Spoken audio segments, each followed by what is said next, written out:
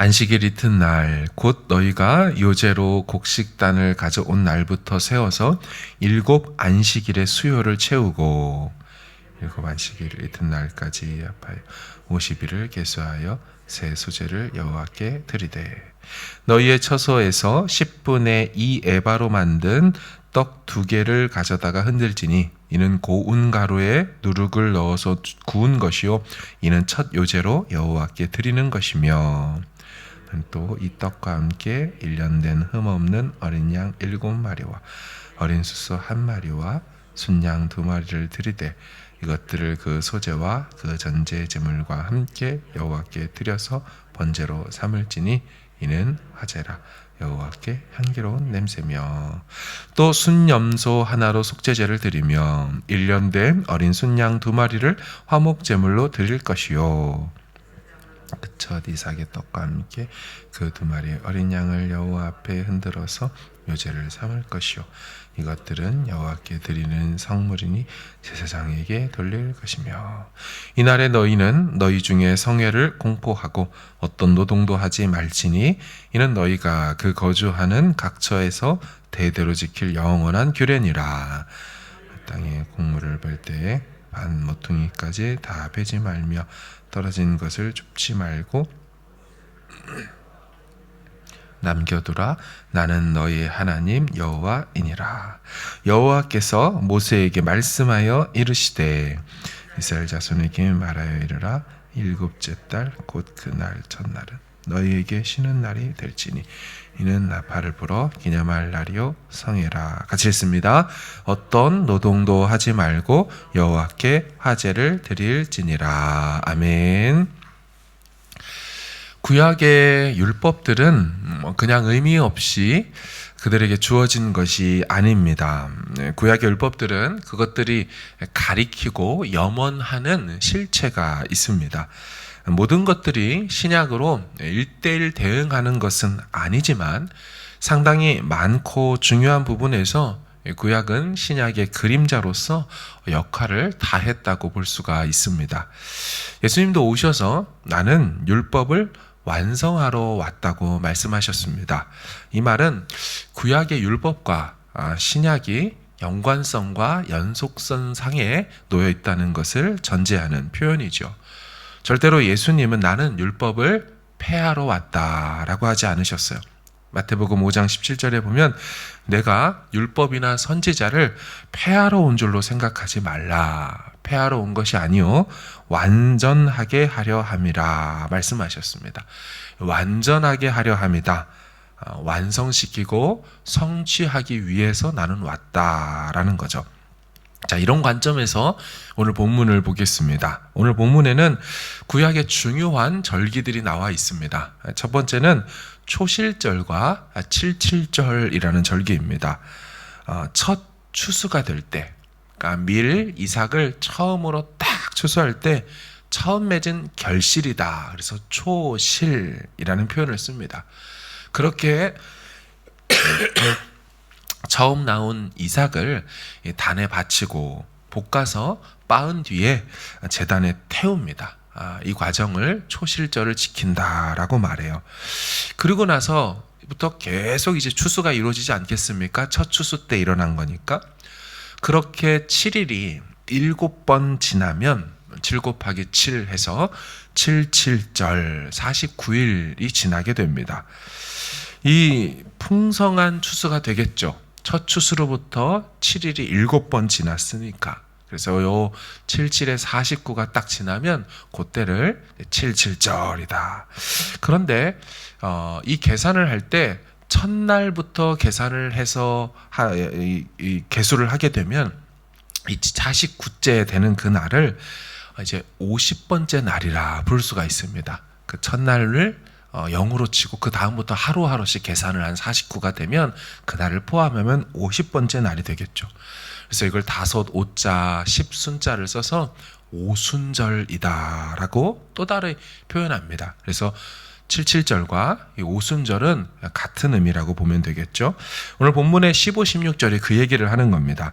안식일 이튿날 곧 너희가 요제로 곡식단을 가져온 날부터 초실절입니다. 세어서 일곱 안식일의 수요를 채우고 일곱 안식일의 이튿날까지 합하여 50일을 계수하여 새 소재를 여호와께 드리되, 그러니까 오순절 얘기하는 거죠.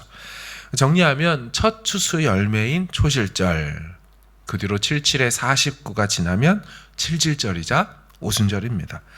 오순절은 아까 말씀드린 대로 첫 추수로부터 49일 50번째 날이기 때문에 그때쯤이면 풍성한 절기가 되겠죠. 그래서 77절 오순절에는 대추수의 이미지를 갖고 있으며 풍성한 나눔이 있었습니다. 특별히 가난한 자와 소외된 자들에게 나누어 줘라라는 지침도 주어졌죠. 오늘 본문의 22절을 보십시오.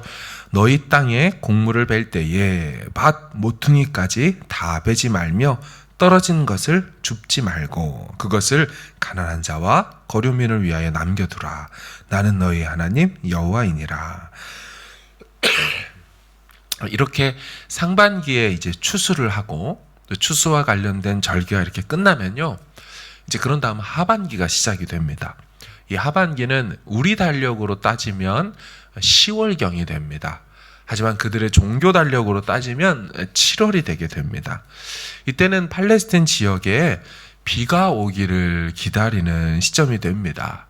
그러니까 우리식 달력으로 10월부터 이제 하반기가 시작돼서 내년도의 3월까지 그동안이 비가 많이 와줘야 됩니다. 그래야 내년 3월이 되면 앞에서 말씀드린 이제 초실절이 시작이 되는 거예요. 다시. 그래서 또 첫이삭 떼고 또 칠칠절이 오고 하는 거죠. 그래서 어떤 의미에서 히브리인들에게 10월이 된다라는 것은 하반기가 시작되면서 새 농사일이 시작된다고 볼 수가 있습니다. 그래서 그들은 우리식 10월, 그들 종교 달력으로 7월이 새해의 시작으로 여깁니다. 그래서 7월의 1일이 되면 나팔을 불며 새해가 왔음을 선포합니다. 그러고 나서 10일이 딱 지난 7월 10날은 대속죄일이라는 절기가 됩니다. 우리 많이 들어보셨죠? 1년에 한 번씩 대제사장이 성소를 지나 지성소까지 나아갈 수 있는 날, 이게 바로 7월 10날 대속죄일이죠. 또 그리고 5일이 지나면 7월 15일이 됩니다. 그때로부터 또 일주일 동안 22일까지 초막절을 지키게 됩니다. 이 초막절은 광야 생활을 기억하는 절기입니다.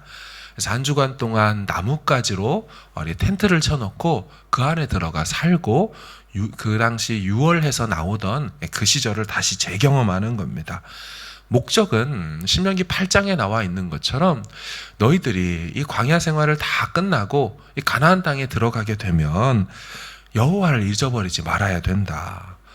너희가 먹어서 배부르고 아름다운 집을 짓고 거주하게 되고 소와 양이 번성하고 은금이 풍성하게 될 때 마음이 교만해져서 하나님을 버리지 않도록 너희들 매년마다 초막을 져놓고 광야 시절을 기억해라. 이게 바로 나팔절 이후에 나오는 초막절인 거죠. 그래서 이스라엘 사람들에게 종교 달력 7월은요 절기가 거의 모여져 있습니다. 그래서 근 한 달을 그냥 쉬게 되는 거죠. 지금까지 내용을 정리하면 이렇습니다. 상반기에는 초실절, 칠칠절, 오순절, 하반기에는 나팔절, 대속죄일, 초막절.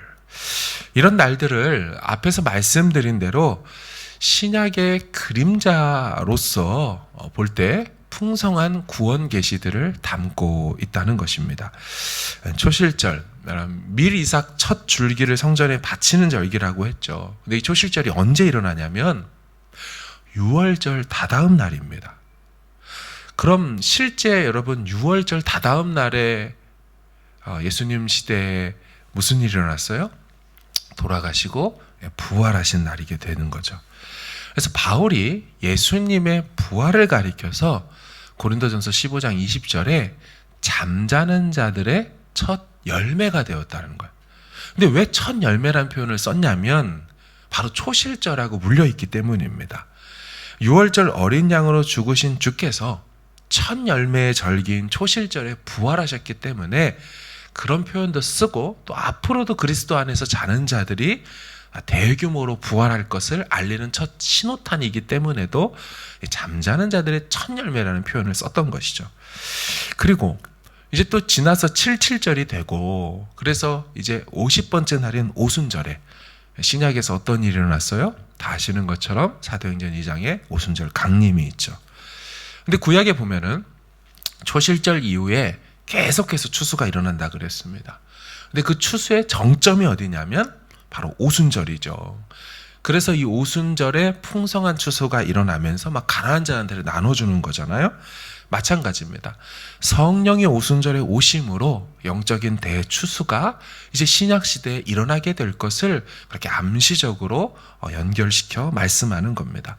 나아가 하반기 절기를 보시면 아까 말씀드린 대로 새해 첫날을 알리는 그걸 나팔을 불며 시작을 했다 그랬죠. 7월 1일 나팔절입니다. 근데 이 나팔을 부는 장면은 신약으로 가면 어떻게 나타나요? 성부 하나님이 성자 예수 그리스도와 함께 이 땅에 다시 오시는 재림 나팔로 연결이 됩니다. 전사장의 호령과 하늘로부터 울리는 이 나팔 소리로 뭘 알립니까? 구약에선 나팔절이 새날 새해가 시작되었다라고 한다면 신약의 재림 나팔은 새하늘과 새 땅이 임했다. 이제 그리스도 안에서 새로운 날이 시작된다로 연결되는 것이죠. 그리고 이 나팔을 분 다음, 이 나팔절 다음에 뭐가 일어납니까? 이 대속죄일이 있다 그랬죠. 7월 10일 날. 역시나 예수 그리스도의 재림 나팔이 울리고 새날이 시작되면서 완전히 우리의 모든 죄들이 그리스도가 오실 때에 다 사라지죠. 사탄 마귀도 사망과 음부도 영원한 불못에 던져져서 더 이상 죄가 이 땅에서 사라지는 완벽한 속죄의 날이 완성되는 거죠. 연결되어 있습니다. 그런 다음에 있는 절기, 바로 일주일간의 초막절이 있지 않았습니까? 당시 구약 때는 광야 생활을 잊지 않고 불편하게 초막에 살면서 있었지만 여러분 이게 신약으로 가면 어떻게 됩니까? 재림나팔 불리고 다 모든 죄가 속하여지고 이 땅에 그분이 임하시면 이 땅이 주님의 성소가 돼버리는 거죠. 주님의 임재 안에 택한 백성들이 다 들어가서 일주일만 그분의 장막에 거하는 것이 아닌 이제 영원을 그분의 임재와 장막 아래서 거하게 되는 것. 그게 바로 구약의 초막절이 미래적 주님의 장막 아래 영원히 거하는 바로 천국을 상징하고 보여주는 것이죠. 구약의 모든 절기와 이 제물들이 신약의 정확히 1:1 대응으로 다 일치하는 건 아닙니다. 하지만 이렇게 큰 그림으로 볼 때 놀라운 구원 계시가 이 구약의 율법과 제사 절기들에 담겨 있는 것이죠. 아직 우리는 삶이 완전하지 않습니다. 여전히 우리는 이 땅에서 광야 생활 같은 삶을 하고 있습니다. 하지만 이런 말씀을 대할 때마다 구약의 그 율법이 우리랑 뭔 상관이 있어 라고 볼 것이 아니라 이 율법과 절기들을 그리스도 안에서 그리스도로 말미암아 성취하고 완성시키겠다고 약속하신 주님의 말씀을 기억하고 나아가 그날에 완성시킬 것을 이 땅에 살면서 미리 내다보면서 믿음으로 하루를 또 살아가는 것이죠. 하나님 힘들지만 이 광야 같은 삶이지만 주님이 구름기둥과 불기둥으로 그들을 인도하신 것처럼 오늘날은 성령으로 동행하여 주시고 그날에 완성시키고 이 모든 문제도 이 육신의 죄성에 갇혀있는 연약한 부분도 다 완성시킬 거 아니겠습니까? 하며 오늘도 그 언약의 말씀 붙들고 기도하러 나온 줄로 믿습니다. 하나님 앞에 이것들을 생각하며 주님 절대로 주님 멈추지 않고 주님 쉬지 않으십니다. 계속해서 우리 안에 일하고 계시고 그날이 올 때까지 불현듯 재림나팔 올리는 그 순간까지 우리가 날마다를 마지막 날처럼 말세를 살잖아요. 마지막 날처럼 그렇게 성실하게 최선을 다해서 주님 앞에 항상 기뻐하고 쉬지 말고 기도하고 범사의 모든 일의 주권을 인정하고 감사하면서 이것이 우리를 향한 하나님의 오늘을 사는 우리의 삶의 태도고 뜻이라는 것을 기억하는 저와 여러분 되어지기를 주님의 이름으로 축원합니다. 우리 같이 한번 기도하길 원합니다. 가지고 나온 기도 제목으로 함께 간구하면서 약속의 말씀들 붙들면서 믿음으로 간구하는 오늘 하루가 되길 원합니다. 함께 기도하겠습니다.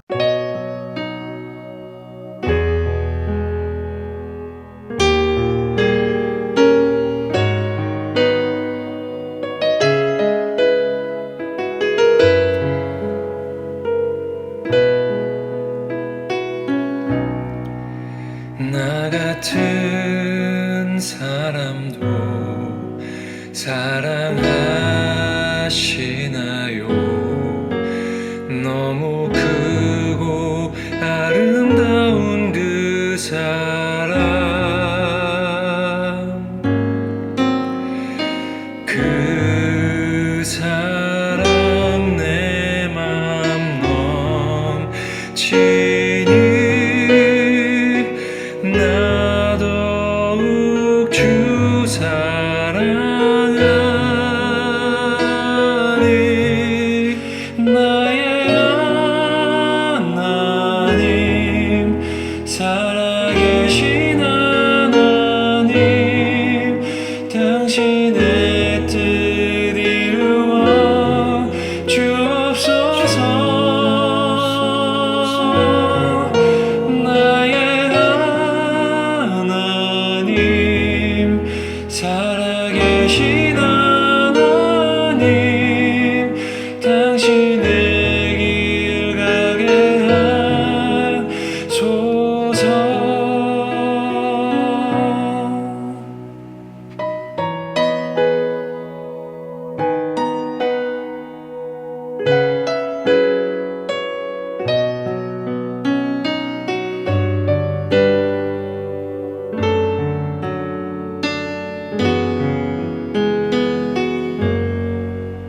나 같은 사람도 사랑하시나요?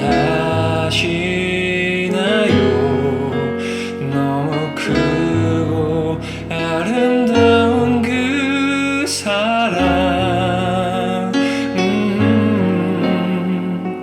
그 사랑 내 맘 넘치니 나 더욱 주 사랑하리. 나의 하나님, 살아계신 하나님, 당신의 뜻 이루어 주옵소서.